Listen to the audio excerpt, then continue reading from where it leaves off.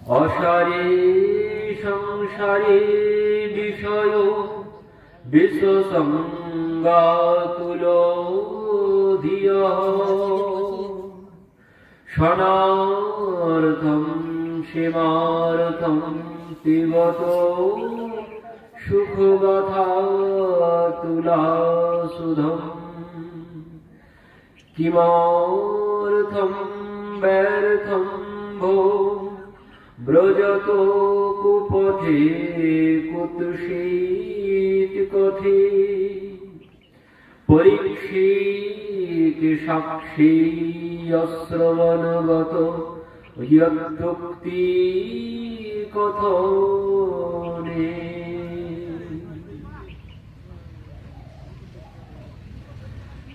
কি বলছে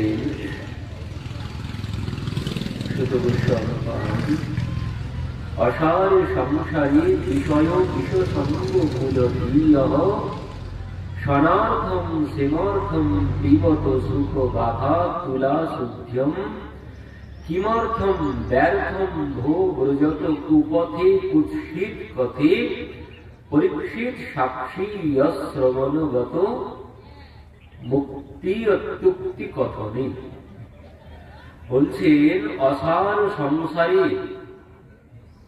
আমরা দিবানিশি ওই অসার সংসারের পিছনেই ছুটে চলেছি, যেখানে কোনো কিছু সার নেই, যেখানে মনে হচ্ছে সব সত্য কিন্তু কোনো কিছুই সত্য নয়। এই সংসারে, এই সংসার হচ্ছে অসার সংসার। অসার কেন বলা হয়? হচ্ছে সংসারটি ইতি সংসার। এই সংসার যেমন বলছেন যেটি কেবল সরে সরে যায় তার নাম সংসার। যেটি কেবল সরে সরে যায় তার নাম সংসার, যাকে কোনোদিন ধরে রাখা যায় না। এখানে অনেক সুখ পেলাম, অনেক দুঃখ পেলাম, কিন্তু এই সুখটাও যেমন মিথ্যা, দুঃখটাও কিন্তু তেমন মিথ্যা। এখানে সত্য বলে কোনো কিছু নেই। এই গাড়ি বাড়ি অর্থ সম্পদ, এই খেলার সাথী যারা, সাথে যে যাবে না তারা, এক লাই চলে যেতে হবে। সাধের এ দেহ খানি নিয়ে যে শ্মশান ভূমি, এক মুঠো ছাই হয়ে রবে। বলছেন এই সংসারে এখানে সত্য বলে কোনো কিছু নেই। যা দেখতে পাচ্ছি, যা কিছু দেখতে পাচ্ছি, বিজ্ঞান হয়তো বলে, আমরা বলি ওই যেটা দেখতে পাচ্ছি ওটাই সত্য। যেটা দেখা যায় না, যেটা ইন্দ্রিয় গ্রাহ্য নয়, তাকে আমরা মিথ্যা বলি। কিন্তু শাস্ত্র একেই মিথ্যা বলছে যেটি দেখা যাচ্ছে। কেন? বলছেন সত্য একমাত্র সেটি যেটি ছিল, বর্তমানে আছে, থাকবে। আজ আমি আছি, ছিলাম না, অতীতে ছিলাম না, বর্তমানে আছি, ভবিষ্যতে থাকবো না। এই জন্য এই যে বাড়ি গাড়ি অর্থ সম্পদ যা যা দেখতে পাচ্ছি, এই আগে কোনো কিছু ছিল না, এখন আছে, ভবিষ্যতে থাকবে না, এ নষ্ট হবেই একদিন। তো এই জন্যে বলছেন এই সব মিথ্যা। সত্য কি? সত্য একমাত্র যেটি ছিল, আছে এবং থাকবে। আমি না থাকলেও যেটি থাকবে সেটি কি? আমি না থাকলেও যেটি থাকবে সেটি কি? সেটি হচ্ছে একমাত্র ভগবান। তিনি ছিলেন, আছেন, থাকবেন।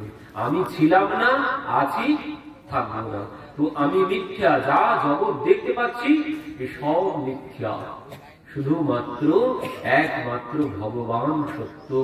এই জন্যে বলছেন এই যে অসার সংসার, যা কিছু দেখতে পাচ্ছি সব মিথ্যা।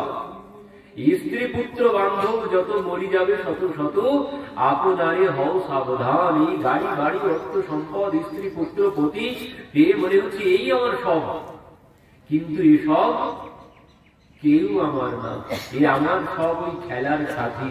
ওই দূরপাল্লার ট্রেনে কোথাও যেতে যেতে কি হয়, সম্মুখের সিটে পাশের সিটে যারা বসে ও তাদের সঙ্গে খুব পরিচয় হয়ে যায় কিছুক্ষণ পর কথা বলতে বলতে। তারপর এমন কি হয়, ওই ভাগাভাগি করে নিজের খাবারটাও সবাই মিলে খেতে শুরু করি। কিন্তু দেখা গেল কিছুক্ষণ পর তাদের সাথে খুব আত্মীয়তা হয়ে গেল, মনে হচ্ছে আমার খুব পরিচিত।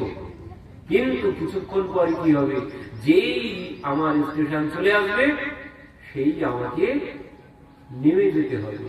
আর যদি না নামি, যদি ওই পেয়ে আমি নামবো না যদি বলি, কি হবে, সঙ্গে সঙ্গে একটুখানি গেলেই সঙ্গে সঙ্গে টিটি আসবে, এসে ঘাড় ধরে নামিয়ে দেবে। এই সংসারটাও ঠিক তেমন, এ সব আমাদের ওই দূরপাল্লার যাত্রীর মতো। এ আজ আছি, এ ওই সঙ্গম পান্ত সঙ্গম বলছেন, এ ওই পান্তশালা। এই সংসার হচ্ছে একটি পান্তশালা। এখানে ওই যাত্রী সবাই এক জায়গায় দেখা হয়েছে, যার যখন স্টেশন চলে আসবে তখন তাকে নেমে চলে যেতে হবে। যাবো না বললে হচ্ছে না, যেতে সবাইকে হবে। এই মেলার মতো, এই মেলা 2 दिन का जग में मेला सब चला चली का खेला, कोई चला गया कोई जाए, कोई गठरी बांध सिधारे। কি বলছে, 2 दिन का जग में मेला सब चला चली का খেলা। এই যেমন এখানে মেলা বসেছে কয়েকদিন ধরে, 3-4 দিন ধরে কত মানুষের ভিড় হলো। কিন্তু যেই রাত্রিতে অনুষ্ঠান সব শেষ হয়ে যাবে তখন কি আর এখানে কেউ বসে থাকবে? সব যে যার বাড়িতে চলে যাবে। তো এই সংসারটাও ঠিক ওই একই রকম মেলার মতো। এখানে বলছেন এই 2 দিনের মেলা, ও কেউ আসছে তো কেউ যাচ্ছে, কেউ আসার জন্য তৈরি হচ্ছে, আবার কেউ যাওয়ার জন্য তৈরি হচ্ছে। এখানে কেউ চিরদিন থাকতে পারবে না বা পারবো না।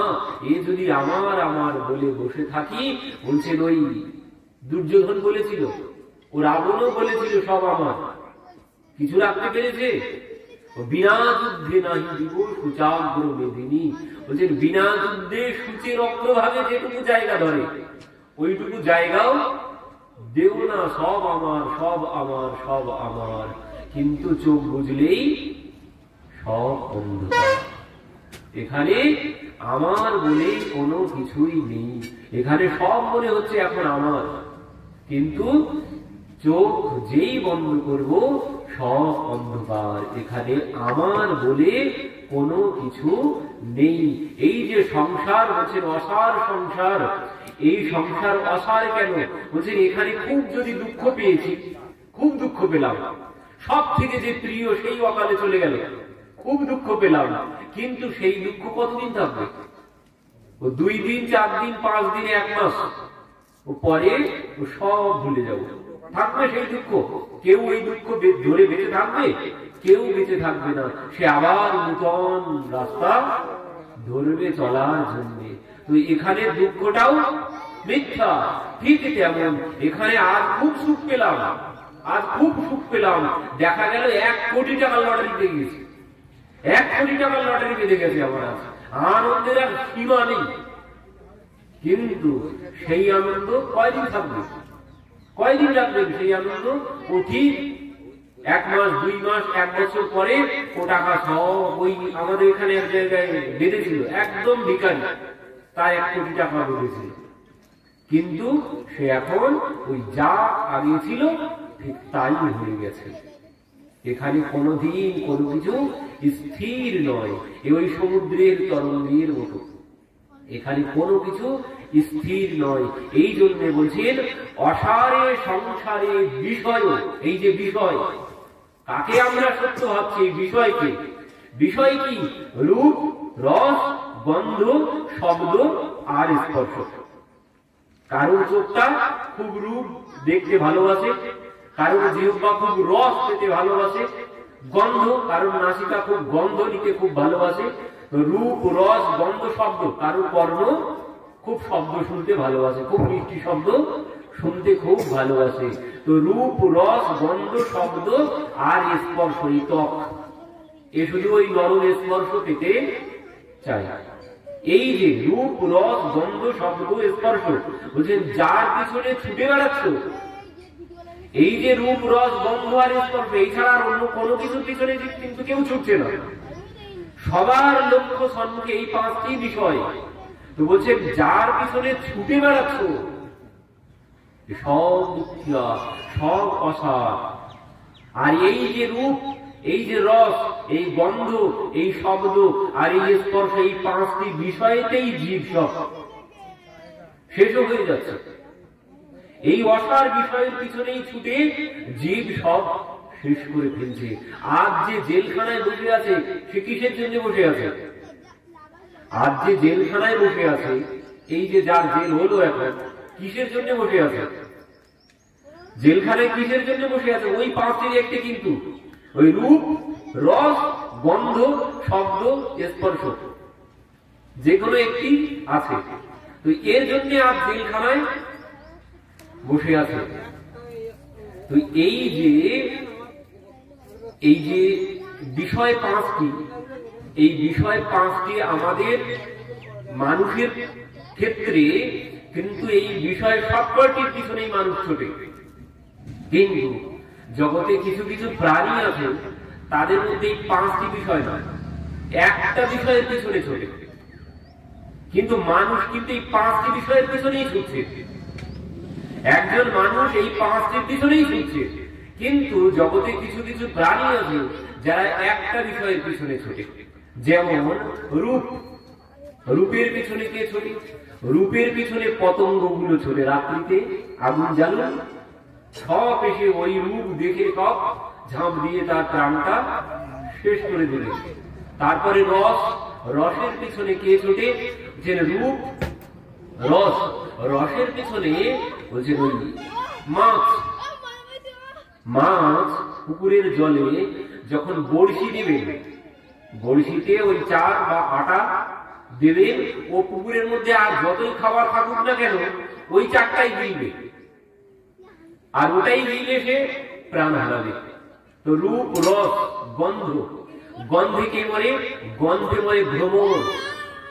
ভ্রমর এত গন্ধের লালসা, সে পদ্মের মধ্যে গিয়ে বসে যায়, ওঠার কথা তারা মনে থাকে না। যেই সন্ধ্যা হয়ে যায়, পদ্ম কি হয়? সঙ্গে সঙ্গে বন্ধ হয়ে যাবে। এবারও সারা রাত ওর মধ্যে আটা থেকে দম বন্ধ হয়ে প্রাণ হারিয়ে দিল।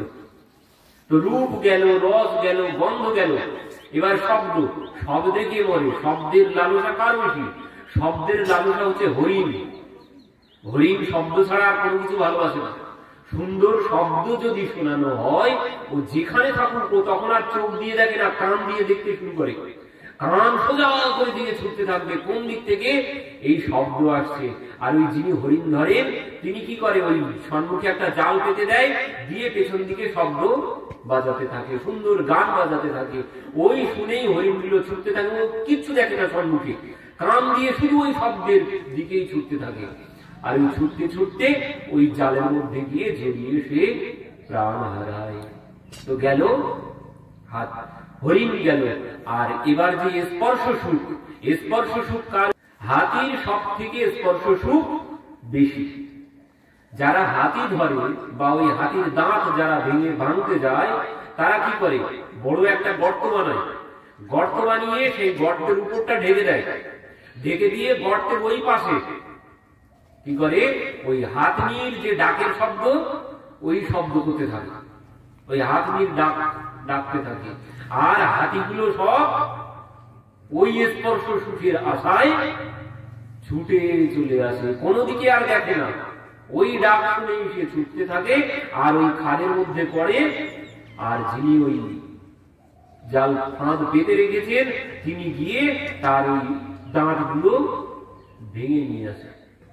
তো এইভাবে এই পাঁচটি প্রাণী পাঁচটি বিষয়ের মধ্যে, মানে এক একটি বিষয়ে আসক্ত হয়ে প্রাণ হারাচ্ছে। একটা করে বিষয়, একটা করে ইন্দ্রিয়ের প্রখর, একটা ইন্দ্রিয় প্রখর, আর কোন ইন্দ্রিয় নেই। কিন্তু মানুষের সব কয়টা ইন্দ্রিয় প্রখর। আর এই জন্যে আজ মানুষ এই 5টি বিষয়ের পিছনেই ছুটে বেড়াচ্ছে। যারা জেলখানার মধ্যে বসে আছে তারাও এই জন্যেই বসে আছে, এই বিষয়ের জন্যে।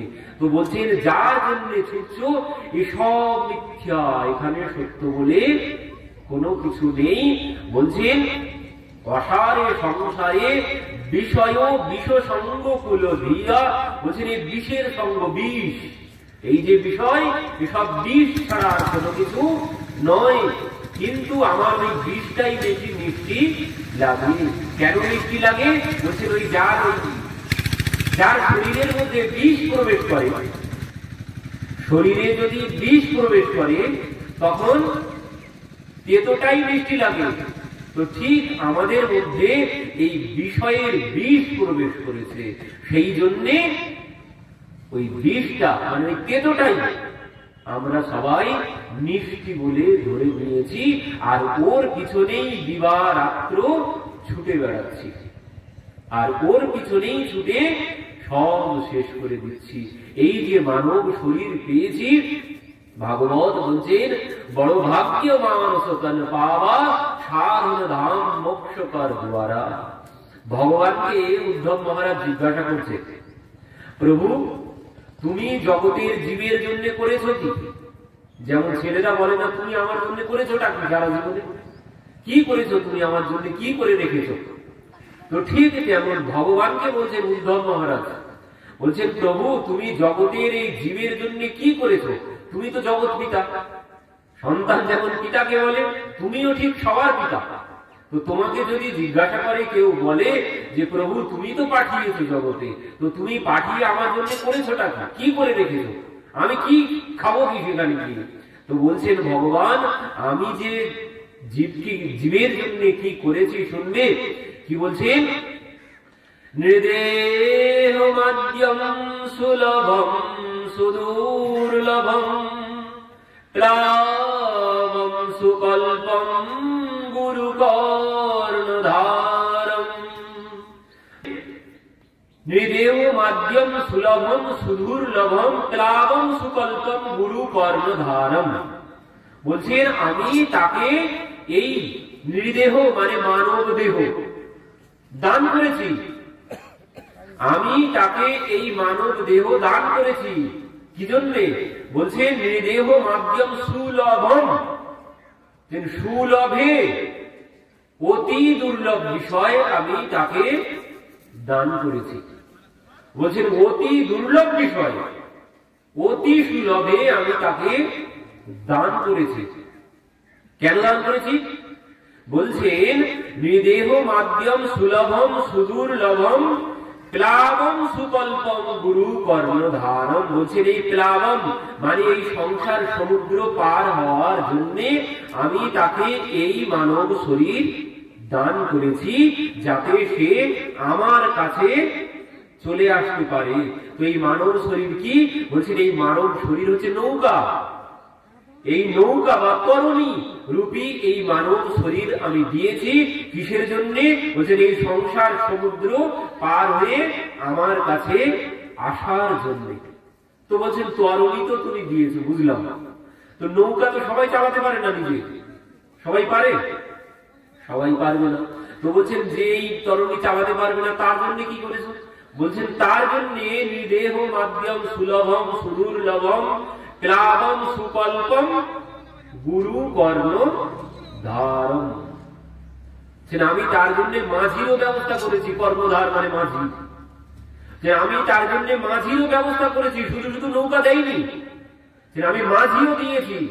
সেই মাঝিকে সেই মাঝি হচ্ছে গুরুদেব। তো এই নৌকা, এই মানব শরীর আর কিছু না, এই মানব শরীর হচ্ছে নৌকা।